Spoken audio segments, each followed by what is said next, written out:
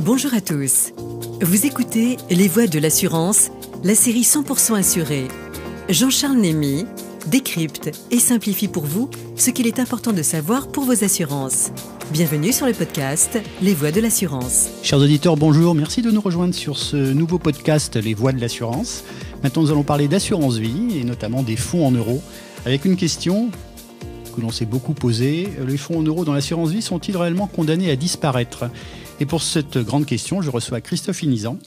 Christophe Inizan, vous êtes directeur commercial du groupe La Française, gestionnaire actif financier important, environ 70 milliards d'euros. Parfaitement, bonjour. C'est cela, bonjour. Employé plus de 600 personnes, oui. Donc une grosse structure.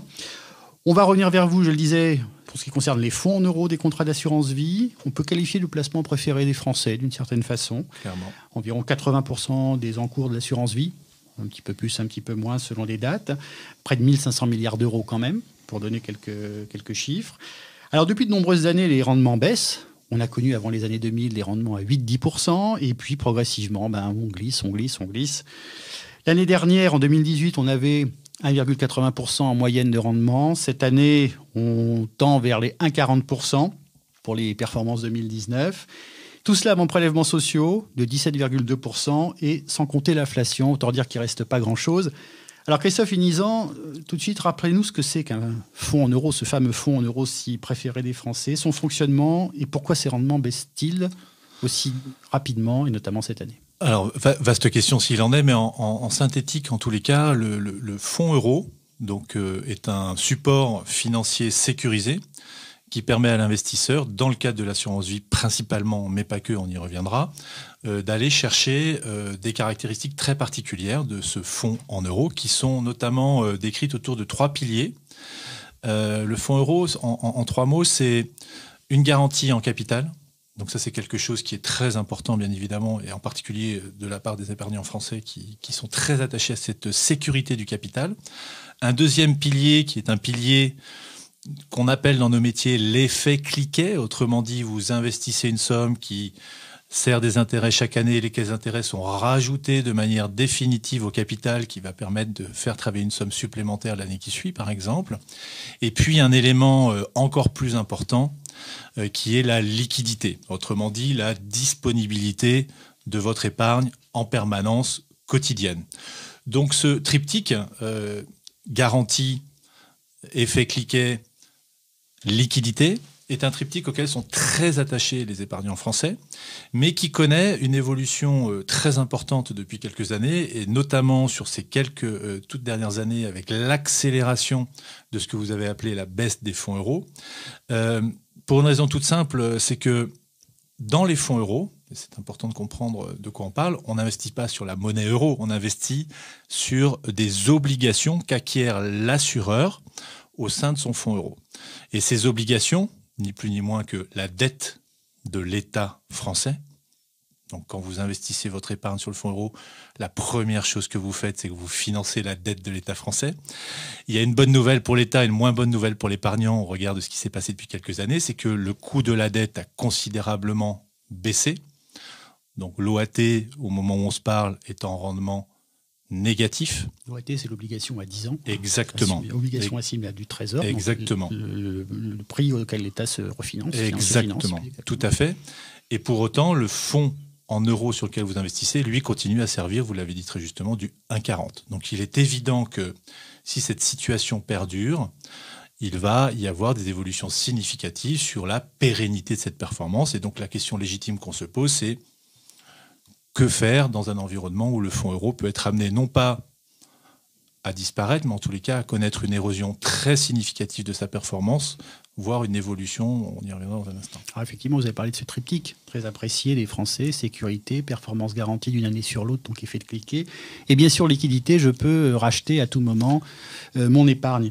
Alors, est-ce qu'ils vont disparaître ? C'est peut-être un peu fort, mais est-ce qu'ils ont une alternative pour des épargnants en recherche de sécurité ? À l'instant où nous parlons, c'est vrai qu'il y a quelques angoisses, les bourses dévissent, même si c'est peut-être conjoncturel. Qu'est-ce qu'on peut leur apporter ? Qu'est-ce qu'on peut leur dire ? Alors, la première chose, c'est qu'au sein même des fonds euros, il y a différents types de fonds euros. Donc là, on a parlé principalement du fonds euro qu'on va qualifier de classique, mais sachez qu'ils ont été développés depuis quelques années des fonds euros qu'on peut qualifier de dynamiques, dans lesquels vous allez avoir des obligations d'État dont on a parlé, les OAT que vous avez requalifiés tout à l'heure, mais aussi de l'immobilier. Donc vous avez des fonds euros aujourd'hui qui fonctionnent avec des moteurs de performance qui ne sont plus simplement les obligations d'État, mais de l'immobilier et qui peuvent permettre de servir des rendements un peu meilleurs que le 1,40 que vous avez évoqué tout à l'heure. Et puis vous avez bien sûr l'euro croissance qui connaît quelques difficultés à démarrer, mais qui peut-être dans la durée finira par s'imposer. À côté de ce fonds euro, il existe depuis très longtemps, alors je ne sais pas si on peut qualifier ça d'alternative, mais en tous les cas des compléments dans les investissements que peuvent faire les clients. Et par excellence, nous, à la française, en tous les cas, on est très attachés au placement préféré des Français qui vient en seconde position, c'est bien sûr l'assurance vie, mais aussi de l'immobilier. Et donc l'association de l'immobilier dans l'assurance vie peut être un très bon complément au fonds euro. À côté de l'immobilier, qui est une classe d'actifs aujourd'hui qui délivre des performances qui sont bon an, mal an, entre 3,5% et 5%, pour être très très large. Vous avez bien sûr tout l'univers de ce qu'on qualifie de fonds structurés, qui permet, tout en investissant sur des supports risqués, de se protéger en cas de baisse, donc d'avoir ce qu'on appelle des barrières de protection qui vous permettent d'aller jusqu'à des moins 40, moins 50%, tout en protégeant votre épargne. Et puis un troisième volet, bien évidemment, qui sont les actions. Même si vous l'avez dit, on vit des moments peut-être particulier, sur du moyen long terme, ça reste quand même un moyen de financer l'économie réelle et ça c'est très important. Là justement, je voudrais y revenir, mais vous avez parlé d'immobilier puisque vous êtes spécialiste à la française. Effectivement, aujourd'hui, il y a des fonds qualifiés de fonds en euros qui ont des rendements proches de 3% oui, tout à fait. Aujourd'hui. Parce qu'ils ont ce moteur immobilier. Tout à fait. On est bien d'accord, et ça c'est important de le rappeler pour nos auditeurs. Et ça reste des fonds en euros. Avec garantie en capital, effet cliquet, liquidité permanente. Tout à fait. Donc ça, c'est des fonds euros qu'on ne retrouve pas partout, mais qui continuent à exister. Avec peut-être un petit complément dans ce qu'on est en train d'évoquer, c'est que souvent, ces fonds euros aujourd'hui, face à leur succès, dans leur accès, en tous les cas, sont limités. Autrement dit, vous ne pourrez pas, ou dans des conditions restrictives, mais qu'on peut aisément comprendre, investir la totalité de votre épargne sur ce fonds euro. Il va souvent falloir peut-être compléter avec ce que nous appelons des unités de compte, donc ce que j'ai évoqué tout à l'heure, ou de l'immobilier de niveau, ou des produits structurés, voire des actions dans une dimension et dans une quote-part qui reste à définir avec votre conseiller, bien évidemment. Ok, alors au-delà de ces fonds thématiques, on parlait de ces fonds euros avec de poches très importantes immobilières. Lorsqu'on a un peu de temps devant soi, vous avez commencé à répondre à la question, on va sur des actions. Moi, je vous pose quel type de placement on choisit sont les fameuses unités de compte. Avoir du temps devant soi, c'est quoi Alors, bien évidemment qu'avoir du temps... je ne vais pas parler de moi, puisque le temps passe, se réduit à vue d'œil. Mais... Pour un investisseur. Pour un investisseur, voilà. Donc, plus classiquement, bien évidemment, on va raisonner par horizon... par objectif, bien évidemment. Donc, quand vous allez avoir, et si on se place dans l'univers de l'assurance vie, à 8 ans, typiquement, c'est un très bon exemple. Si vous avez un objectif retraite, donc complément de revenu, ou si vous avez un objectif projet de vie, par exemple financer les études de vos enfants, par exemple, ou valoriser un capital pour transmettre le cas échéant, à côté du fonds euro, qui de notre point de vue restera toujours un socle incontournable, jusqu'à nouvel ordre, d'une allocation au sein du contrat d'assurance vie, il peut être utile, j'en ai parlé rapidement tout à l'heure, d'aller chercher du rendement complémentaire sur des classes d'actifs qui ont fait leur preuve de résilience. Je ne vais pas reparler d'immobilier, mais quand même, on voit bien que l'univers SCPI, SCI, OPCI, depuis de très nombreuses années aujourd'hui, a fait le job, si je peux m'exprimer ainsi, c'est-à-dire en livrant des performances plutôt pérenne, avec très faible volatilité, donc très peu de variations, donc il y a une très forte lisibilité et compréhension de ce qu'offre cette classe d'actifs, et puis avec une dimension dans l'assurance vie qui est très importante, c'est que vous allez avoir une fiscalité de l'immobilier dans l'univers de l'assurance vie, ce qui est quand même pas négligeable quand on connaît la fiscalité de l'immobilier en France classique, et puis surtout une liquidité. Quand vous investissez typiquement dans des SCPI au sein de l'assurance vie, la liquidité est garantie par l'assureur. Donc c'est aussi une possibilité, à côté du fonds euro, d'allier fiscalité allégée, liquidité de l'immobilier qu'on retrouve plus difficilement en direct. À côté de ce pan de l'immobilier, vous avez, comme je l'indiquais tout à l'heure, pourquoi pas de la gestion déléguée. Ça me semble être intéressant de pouvoir déléguer à un professionnel, en fonction de votre horizon d'investissement, la gestion de l'allocation. Si vous avez, imaginons 30 ans, Vous avez beaucoup de temps, beaucoup plus de temps que moi en tous les cas, sur votre horizon d'investissement. Vous allez pouvoir peut-être lui déléguer l'idée qu'il va mettre 100% d'actions au départ et puis progressivement, et le temps qui passe, sécuriser votre investissement en diminuant la poche d'actifs risqués au profit d'actifs moins risqués, typiquement les obligations. Au sein même des obligations, vous allez avoir la possibilité, on en a parlé tout à l'heure, dans le fonds euro, vous avez des obligations d'État, les OAT, mais à côté des obligations d'État, vous avez ce que nous appelons les obligations d'entreprise.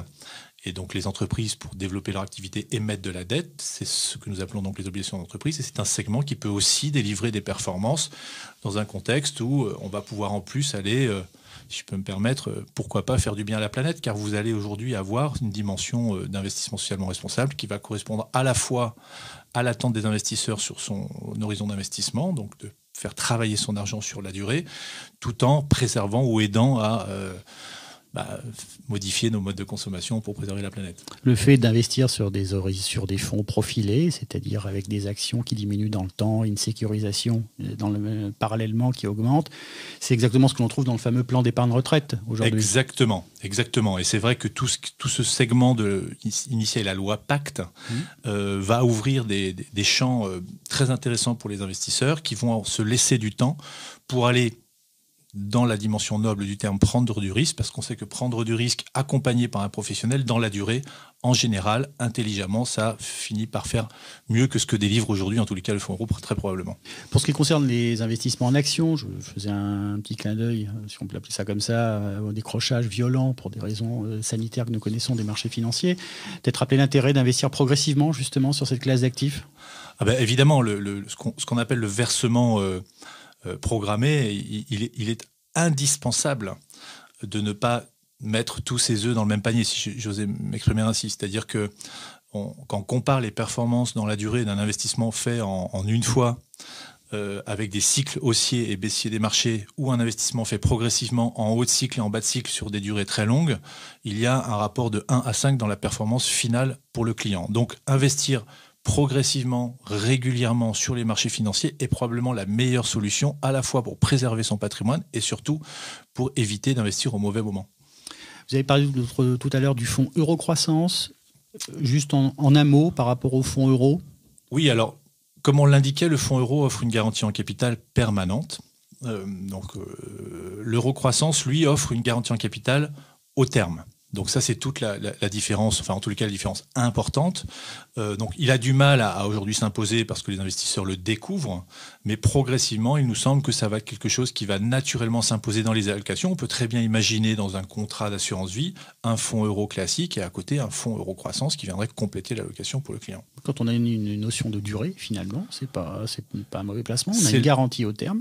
Tout à fait. C'est probablement le meilleur allié, c'est-à-dire la durée d'investissement, et ça c'est très important, et nos partenaires conseillers en gestion de patrimoine et courtiers le savent mieux que quiconque. Se laisser du temps, c'est probablement le meilleur allié de son patrimoine, et c'est la raison pour laquelle ce qui se passe en ce moment, je ne vais pas aller jusqu'à dire que c'est une opportunité, mais quand on a du temps quand même, il faut raison garder, et probablement revenir progressivement sur les marchés, ce sera payant dans la durée. Finalement, quand je vous écoute, un fonds en euros, c'est des obligations d'État, des obligations d'entreprise, un peu d'actions, un peu d'immobilier, ou beaucoup selon les fonds. On peut chacun, finalement, dans son contrat d'assurance vie aujourd'hui, se fabriquer, entre guillemets, son propre fonds en euros.